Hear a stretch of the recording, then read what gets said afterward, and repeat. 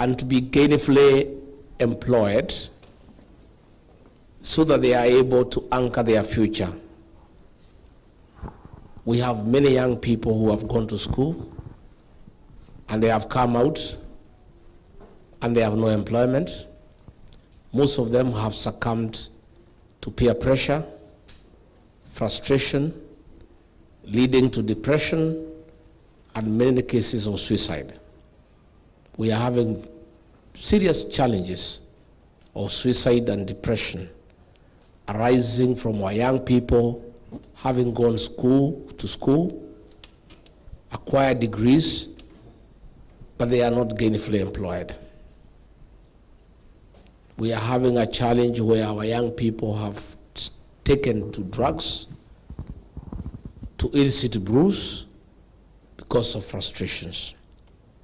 In fact, the greatest threat to our country and its stability is a youthful population. We are having a bulging youth population that is empowered, that is educated, but the economy has no capacity to absorb that population. Our administration wants to focus first and foremost on manufacturing, agro-processing, and value addition with a view of creating employment. We want to have import substitution. It doesn't make sense to import steel and cement from China. We would want to encourage direct foreign investment where Chinese investors, American investors, British investors can actually come and put up steel factory in Mombasa, in Eldoret, in Nairobi, and employ young Kenyans and also start paying taxes in that country. That would create a huge opportunity for our young people to be gainfully employed. In this tech era, there is great opportunity for our young people to be able to do jobs without leaving the house. I was in Silicon Valley in the US last year, and I went round to the technological organizations in the Silicon Valley and found young people bubbling with energy, making a huge contribution to the economy and helping themselves. We want to partner with Kenyans in diaspora in matters technological transfer, where we can have many organizations that are dealing with ICT to create opportunities for our young people. Because if we don't do so, we face a serious challenge. Again, we in DCP have encouraged our young people to also take up leadership roles. Out of 32 National Executive Committee members, 15 of them are below the age of 35. Young people. Out of more than 3,000 aspirants for various seats, members of the County Assembly and the National Assembly and the Senate, more than 1,200 are young people below the age of 35.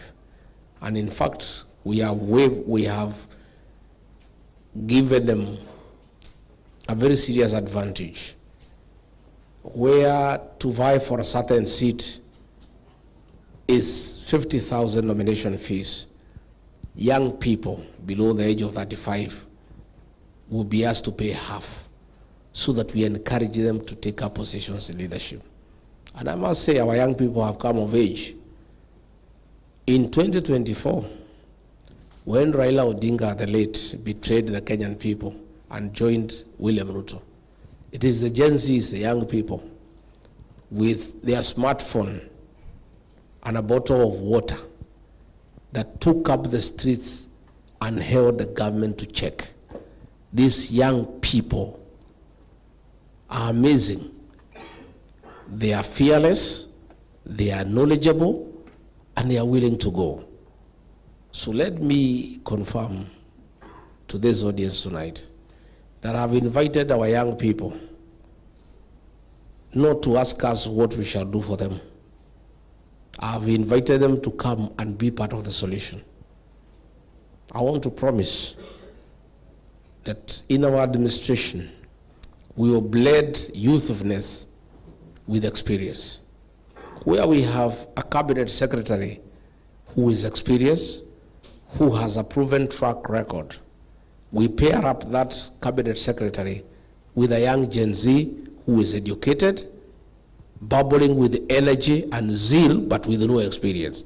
And between the two, the one who is youthful and energetic and exposed and knowledgeable, and the one who is experienced and has seen it all, between the two, Kenya should be able to benefit. So there is great space for our young people. And myself, I have led by example. If you look at the leaders around me, they are all youthful. John Metho, a great leader with a great potential to be somebody in this country one day, is only 34 years. And I've given him an opportunity to lead. I sent him here to represent me because he is young and I have trust in young people. When we used to tell the young people that they are leaders of tomorrow, that is not true. The young people are leaders of today and they must demand to be leaders of today. I have very many young people around me.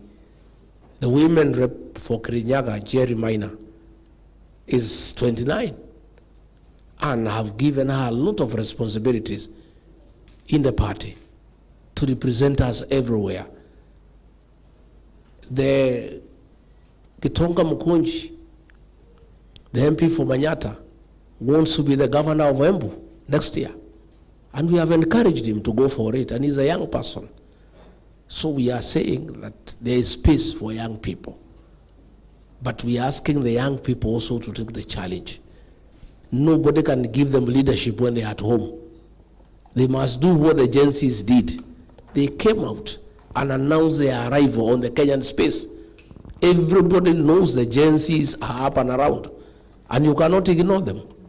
Even when we go out there in public meetings, we always give them a chance. After the leaders have spoken, we say, bring 2 Gen Zs, some young girls, some young boys. They come and speak. And they do speak a lot of sense. They know much more than we do.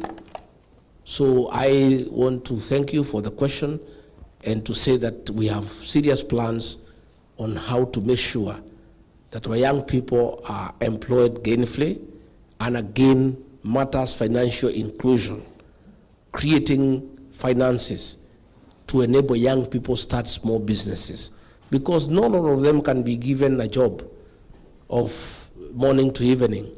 We also want to encourage young people to set up small businesses, and we want to create a fund so that there is financial inclusion, that young people can be given soft loans at very low interest rate to be able to start businesses and employ other young people, so that we try to absorb as many as practically possible into gainful employment. Thank you. Thank you. Thank you very much, Your Excellency. The next question, there's a gentleman who was sitting right behind me when you mentioned the amount of remittance in billions, that an estimated only 300,000 people, 300,000 Kenyans living in the UK contribute to the Kenyan economy. There's a young man sitting right behind me who's a chartered accountant in the UK and happens to be my husband. He kept saying, can I ask him a question about economic sustainability? So I want to give him an opportunity to ask a question about economic sustainability.